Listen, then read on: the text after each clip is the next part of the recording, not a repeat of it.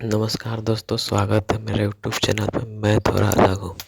दोस्तों, आप वीडियो तो देखते हो लेकिन आप उसे लाइक नहीं करते हो। मेरा एक रिक्वेस्ट है कि प्लीज़ लाइक कर दिया करो। इससे आपका कुछ नहीं जाता है, लेकिन मुझे आपका प्यार मिलता है। देख के अच्छा लगता है कि आप लोग मुझे प्यार करते हो। कहानी का शुरुआत करता हूँ। इसका 2 पार्ट और भी है, जो मैं इसका लिंक डिस्क्रिप्शन में डाल देता हूँ। आपको अगर सुनना हो तो आप डिस्क्रिप्शन में जाके इसका लिंक सुन लीजिए। भैया का साली।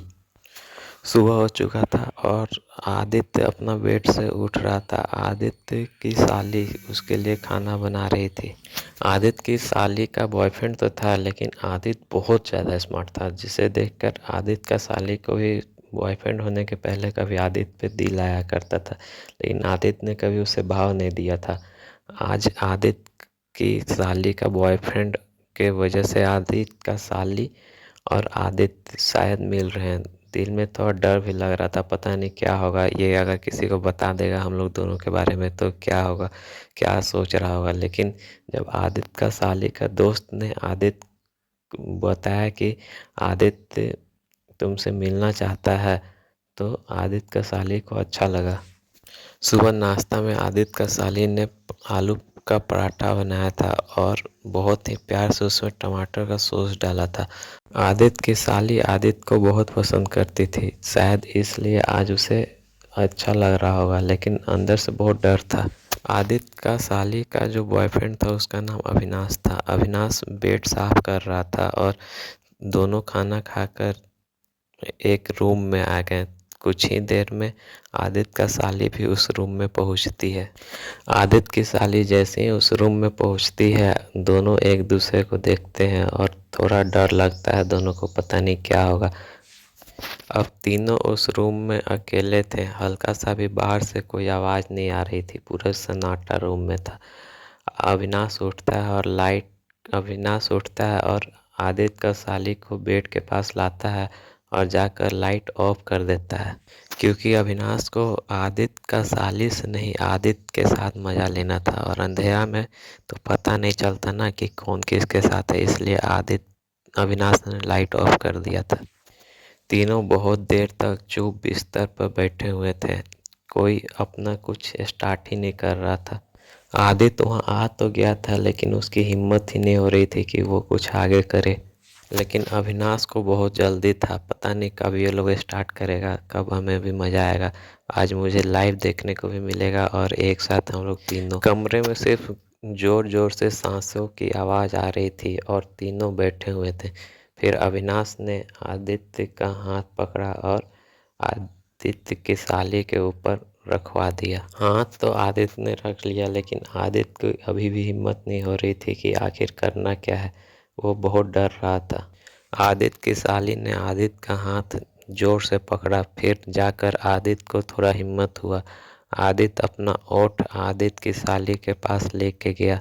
अंधेरे का फायदा उठाते हुए अविनाश ने आदित्य का शर्ट खोलना स्टार्ट किया और इधर आदित्य अपनी साली को धीरे धीरे ओठ के पास अपना ओठ सटाने लगा। आदित्य का साली का बरसों पुराना प्यार आज हकीकत में सामने आ रहा था। जो उसने सपना देखा था, जो सोचा था कभी साकार नहीं होगा, आज वो पूरा हो रहा था। अविनाश और आदित्य दोनों मिलकर उसे किस कर रहे थे, अविनाश की साली आदित्य की साली को। लेकिन सच्चाई तो ये था कि अविनाश और आदित्य एक दूसरे को चाहने लगे थे। आदित्य के साली तो सिर्फ वहाँ पे थी, लेकिन दोनों को इच्छा नहीं था, दोनों को मन था एक दूसरे से प्यार करें।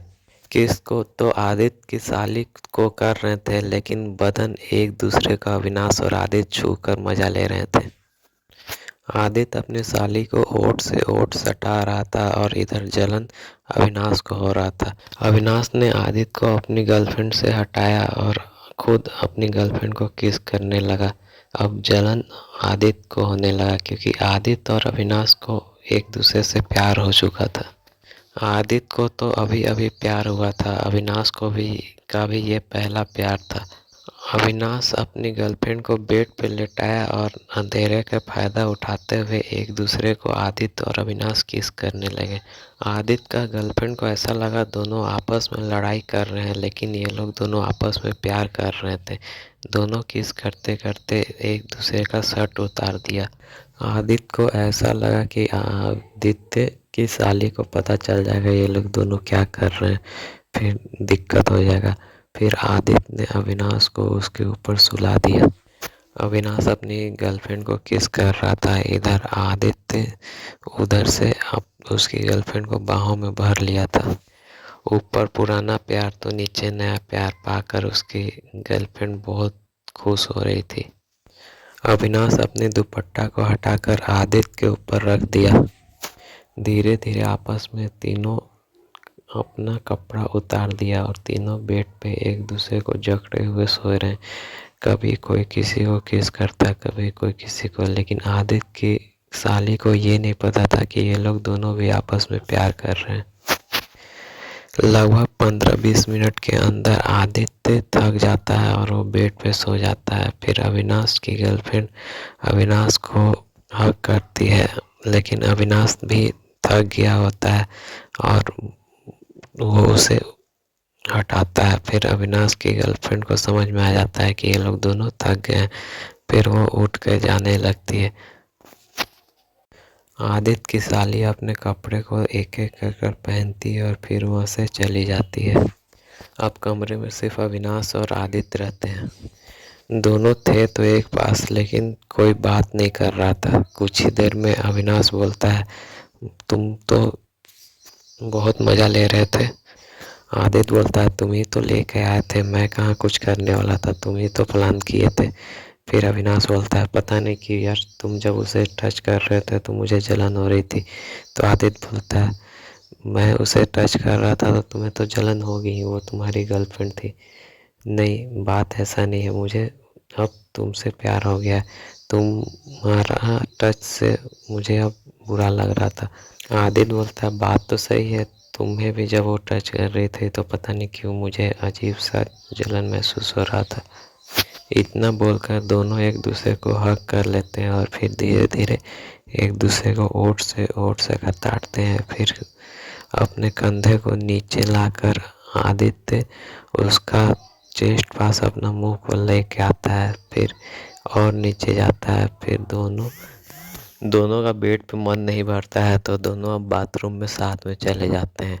शावर खोलते हैं और एक दूसरे को बदन लगा कर नहाते हैं। एक दूसरे का ऊपर जो बूंद गिर रहा था वो पूरा गर्म होकर नीचे गिर रहा था। अविनाश शैम्पू उठाता है और आदित्य के शरीर पर पूरा शैम्पू लगा देता है और आदित्य भी उसका पूरा बदन फिसलता है और एक दूसरे को फिसलते हुए बदन को हग करते हुए ऊपर से नीचे तक प्यार करते हैं। आदित्य को किस करते करते अविनाश नीचे बैठ जाता है और बहुत देर तक नीचे बैठकर आदित्य से प्यार करता है। फिर कुछ देर बाद अविनाश झुक जाता है और आदित्य उसे बहुत देर तक प्यार करता है। अविनाश का दर्द बहुत हो रहा था। सुबह में भी, रात में जो प्यार किया था वो दर्द अभी तक खत्म ही नहीं हुआ था कि फिर से ये नया दर्द आदित्य उसे दे रहा था। लेकिन इस दर्द का मज़ा भी कुछ और ही था। आदित्य का यह दिया हुआ दर्द अविनाश को हमेशा याद रहा। दोनों शावर के नीचे प्यार करते करते बहुत थक गए थे और दोनों अब सुस्त हो गए थे। फिर दोनों बेड पर जाकर थक कर सो गए। इधर आदित्य की साली ये सोचकर कंफ्यूज हो रही थी कि अविनाश को चुने या आदित्य को चुने, क्योंकि दोनों ने उससे बहुत सुख दिया था। लेकिन अविनाश और आदित्य ने तो एक दूसरे को चुन लिया था। दोनों एक दूसरे से के बिना अब रह नहीं पा रहे थे। उधर बेल रिंग करता है। आदित्य की साली जाकर गेट खोलती है तो देखती है कि मम्मी पापा आ गए और वो डर जाती है कि अविनाश तो घर पे है, मम्मी पापा अगर देख लेंगे तो बवाल हो जाएगा। फिर आदित्य अविनाश को लेके आता है। मम्मी पापा पूछते हैं ये कौन है। अविनाश बोलता है कि आदित्य का मैं दोस्त हूँ और जाकर मम्मी पापा बोलते ओ आदित्य के तुम दोस्त हो, कैसे हो बेटा, कब आए तुम? तो सुबह ही आया हूँ, आदित्य बोला था कि आप लोग आज आ जाओगे, तो आदित्य को मैं लेने आया हूँ। आदित्य के सास ससुर ने आदित्य से पूछा, खातिरदारी में तो कोई कमी नहीं ना हुई बेटा, बेटी ने तो अच्छा से खातिरदारी की। आदित्य बोलता है, हाँ बेटी ने तो अच्छा से खातिरदारी की, और मेरा दोस्त भी बहुत अच्छा है, उसने उसकी भी अच्छी से खातिरदारी की है। आदित्य की गर्लफ्रेंड थोड़ा डरती है, लेकिन उसे लगता है कि अब बता देगा आदित्य ये क्या हुआ था, लेकिन आदित्य कुछ नहीं बताता है। आदित्य बोलता है, तो पापा जी मैं चलता हूँ।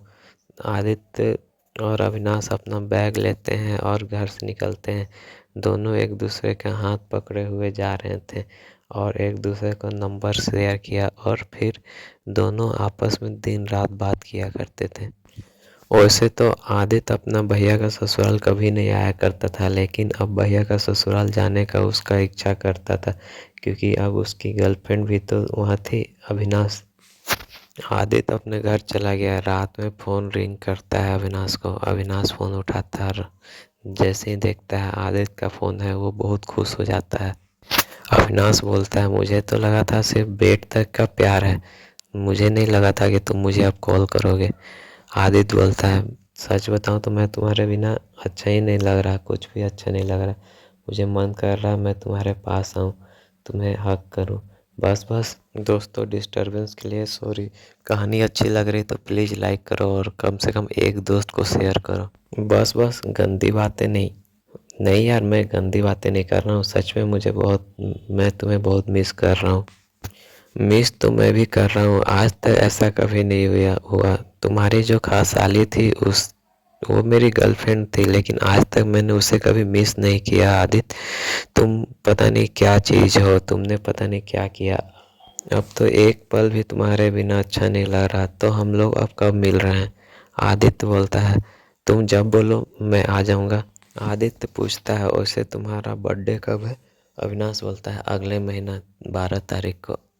तो अविनाश बोलता है, ठीक है, मैं तुम्हारे साथ तुम्हारे बर्थडे पे हम लोग दोनों बाहर कहीं चलेंगे, लेकिन बर्थडे के दिन मैं कुछ गलत काम नहीं करूँगा।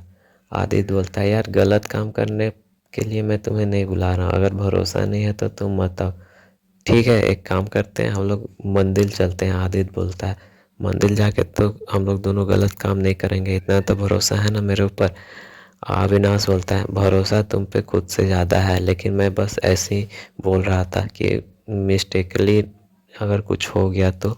आदित्य बोलता है, नहीं मैं समझ सकता हूँ, ठीक है हम लोग दोनों मंदिर चलेंगे।